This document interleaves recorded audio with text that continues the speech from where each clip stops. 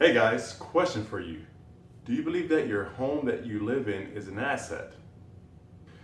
Today we're going to cover, is your home an asset, yes or no? So let's dive into it.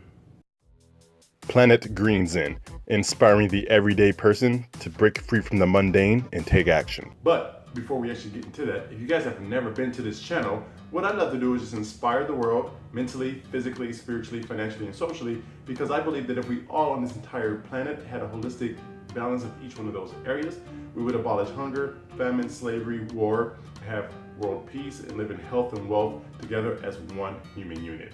So let's dive into it.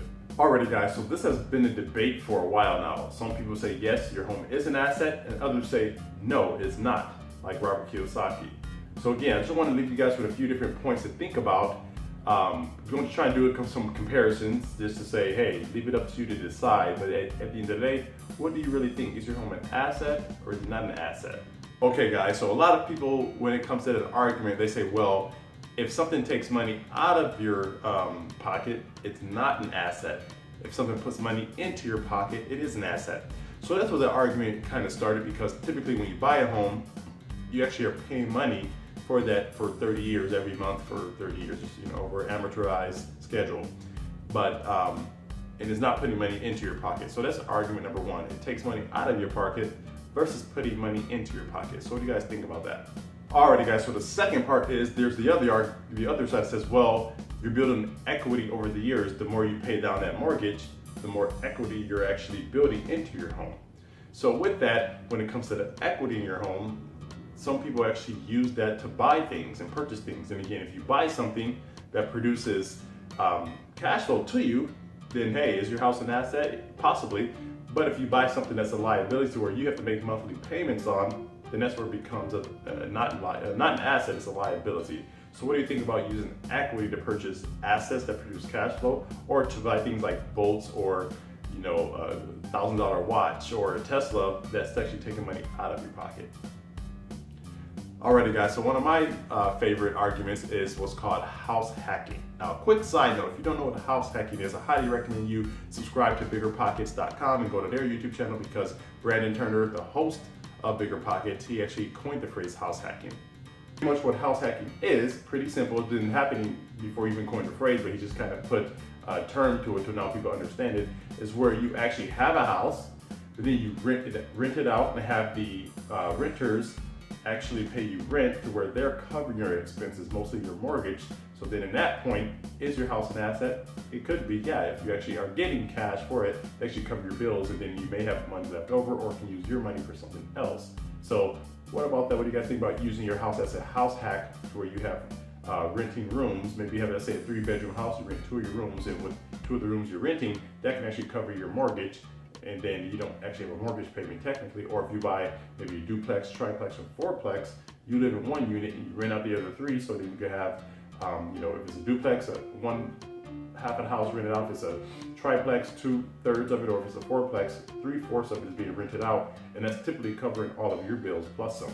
So what do you think about that? Alrighty guys, so the other argument is, well, what about PITI and CapEx? If you guys don't know what that is, PITI is an acronym for principal, interest, taxes, and insurance. And CapEx is capital expenditures, where again, your principal, interest is your mortgage, and then taxes and insurance is the taxes you pay on your house, and then the insurance you use to keep in case it has a fire or a flood or something, you're covered. And then capital expenditures is things that you don't necessarily pay for monthly, but you're saving it for in other words, a rainy day. So let's say if maybe you need a new roof on your house or a new air conditioning unit, those are typically in the tens of thousands of dollars, and you have capital expenditures money saved up to actually get those, because it's something that will die out over time, but you want to just actually be ahead of the game and actually start to save money with that. Or you also have utilities, you have, if you live in an HOA community, so you have all these fees that you have to pay on a regular basis when owning a home. So again, in that instance, is it an asset or is it a liability?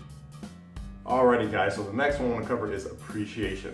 People say, well, when you buy a house, it appreciates. So when you sell it, you actually can gain more money, and then that actually does turn into an asset. Alrighty guys, well, based on a recent study by MoneyUnder30.com, they said that in the past 100 years, houses appreciated less than 1%. And that was when adjusted for inflation. So houses gain less than 1% when adjusted for inflation, over the past 100 years. Again, that was moneyunder30.com.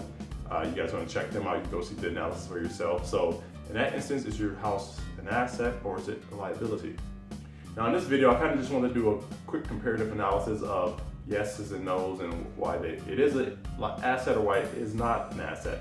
So again, at the end of the day, it's up to actually how you handle that. Because again, if you have a home, obviously you're going to mostly have a mortgage on that, you're going to be paying monthly on that mortgage, but if you get creative with that and say, well, I can use some equity to actually buy an asset that will actually pay the mortgage, or have roommates to pay it, or if you can use it in the mindset of being wealthy, then yeah, it could be an asset. Or if you have a house and you actually just get paid mortgage, you use the equity to buy things, so you have to actually pay more money, so you can maybe double your mortgage. That's where a lot of people went wrong when they were using equity to actually finance liabilities versus assets. So again, it kind of just depends on your financial literacy and your goals. So I want to leave it up to you to decide, is it an asset or is it a liability? We'd love to hear your arguments in the comments below. Alrighty guys, so you know my favorite part of this is my quote of the day. So I want to leave you with a quote by Frederick Ingalls, I'm not sure how to pronounce his last name, but this quote is by Frederick Ingalls. And he says, an ounce of action is worth a ton of theory. So what do you guys think that means? I would love to hear your response in the comments below. Alrighty guys, well that's all that I have for you for this round. So again, thank you guys for watching this video. And again, if you like this material, please subscribe, please comment below, let me know your thoughts, and share this out with people in your community and tribe who needs to hear these messages.